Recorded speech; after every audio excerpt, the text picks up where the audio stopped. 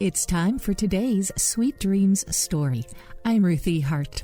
Today's story is a story by Jacob Grimm, one of the Brothers Grimm. This is the story of Snow White and Rose Red.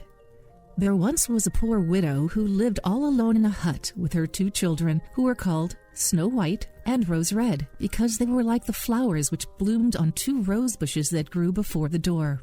Snow White was more quiet and gentle than Rose Red, for Rose Red would run and jump about the meadows seeking flowers and catching butterflies, while Snow White sat at home helping her mother to keep house or reading to her. The 2 children loved each other dearly and always walked hand in hand when they went out together. And ever when they talked of it, they agreed they would never separate from each other, and that whatever one had, the other should share. They often ran deep into the forest and gathered wild berries, but no beast ever harmed them. The hare would eat grass out of their hands. The fawn would graze at their side. The goats would frisk about them and play, and the birds remained perched on the boughs singing as if nobody were near. No accident ever befell them, and if they stayed late in the forest and night came upon them, they used to lie down on the moss and sleep until morning. Because their mother knew they would do so, she felt no concern about them.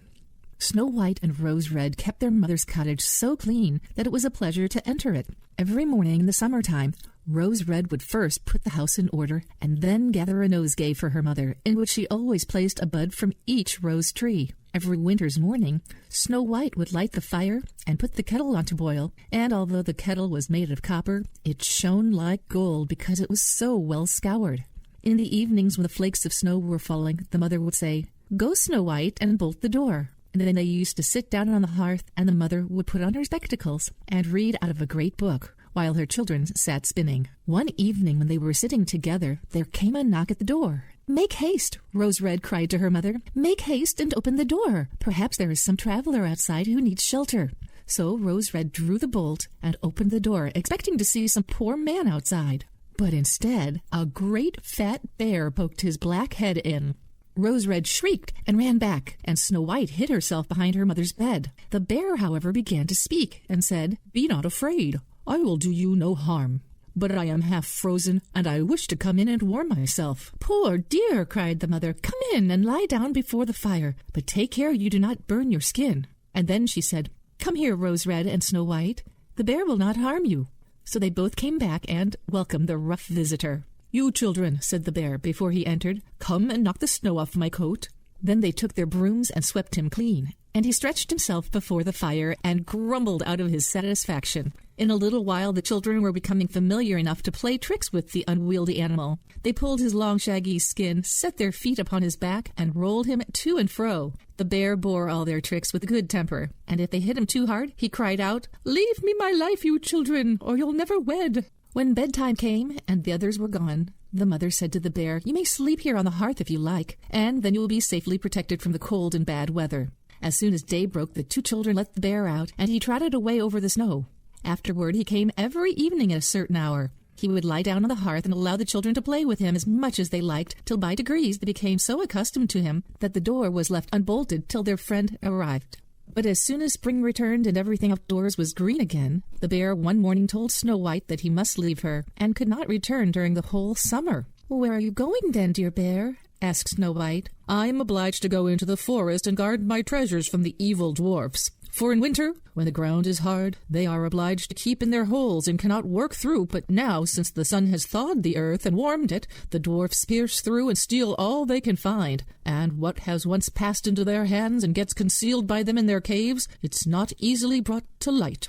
Snow White, however, was very sad at the departure of the bear, and opened the door so hesitantly that when he pressed through it, he left behind on the latch a piece of his hairy coat. And through the hole which was made in his coat, Snow White fancied she saw the glittering of gold, but she was not quite certain of it. The bear, however, ran hastily away and was soon hidden behind the trees.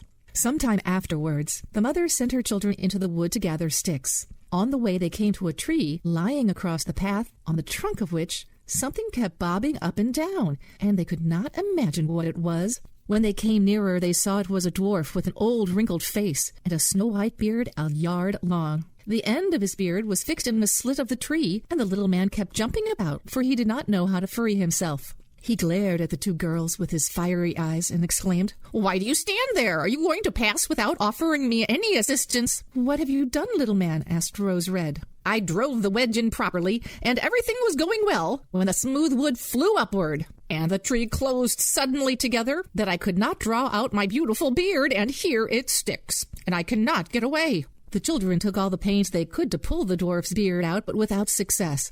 "I will run and fetch some help," cried Rose Red at length. The dwarf began to grow impatient, but Snow White said, "I've thought of something," and pulling her scissors out of her pocket, she cut off the end of the beard. As soon as the dwarf found himself free, he snatched up a sack of gold which lay between the roots of the tree, and threw it over his shoulder, marched off, grumbling, groaning, and crying. "Stupid people to cut off a piece of my beautiful beard." Some time afterwards, Snow White and Rose Red went fishing, and as they neared the pond, they saw something like a great locust hopping about on the bank. They ran up and recognized the dwarf.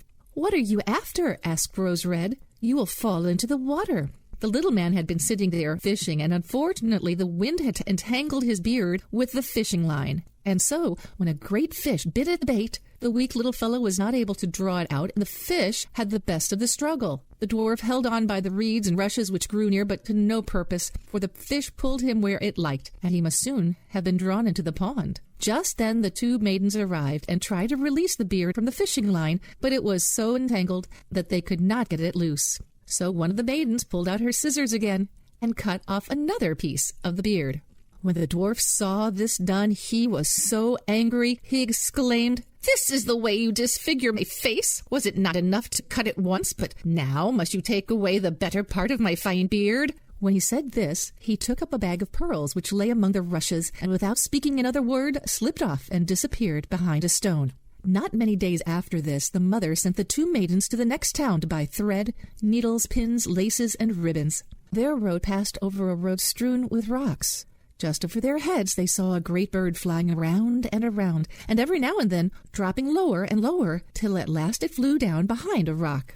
Immediately afterwards they heard a piercing shriek, and running up they saw with affright that the eagle had caught their old acquaintance, the dwarf, and was trying to carry him off. The compassionate children laid hold of the little man and held him fast till the bird gave up the struggle and flew off. As soon as the dwarf had recovered from his fright, he exclaimed, "Could you not hold me more gently? You have seized my fine brown coat in such a manner that it is all torn and full of holes." With these words, he shouldered a bag filled with precious stones and slipped away to his cave among the rocks. The maidens were now accustomed to his ingratitude, and they walked on to the town.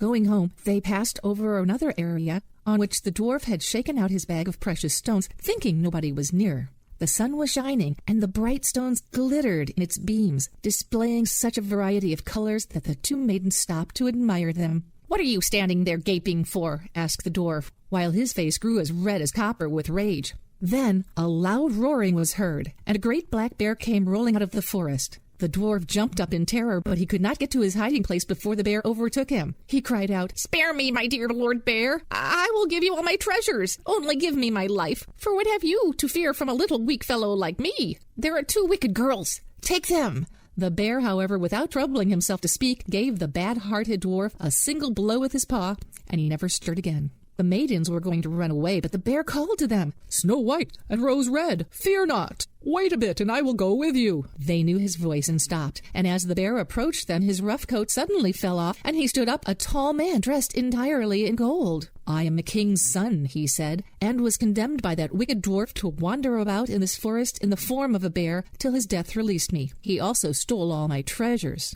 Then they went home, and Snow White was married to the prince, and Rose Red to his brother. The mother lived happily for many years with her two children, and the rose trees were planted near the palace, and every year produced beautiful red and white roses. The end.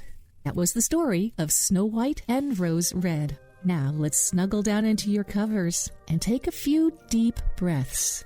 Now just relax, fold your hands, and let's say a little prayer. Angels bless and angels keep. Angels guard me while I sleep. Bless my heart and bless my home. Bless my spirit as I roam. Guide and guard me through the night, and wake me when the morning's light. Amen. I'm Ruthie Hart. Good night and sweet dreams.